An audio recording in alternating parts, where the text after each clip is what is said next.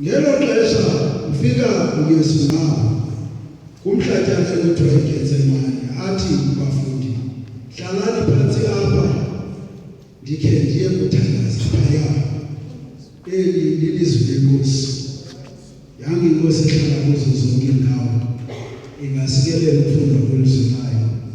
Ngoku kude kube naphakade naphakade. Amen. Ndibulise kwisigqeba selagunya. Ukhona ubambela president lapha, umfundisi uDasheka, isigqeba naso abefundisi abakhoyo, abavangeli, abashumayeli, omama uNobhayibhile, omama otata, ndiyababona noNosikhakhana amadodana asekhaya wabantu abatsha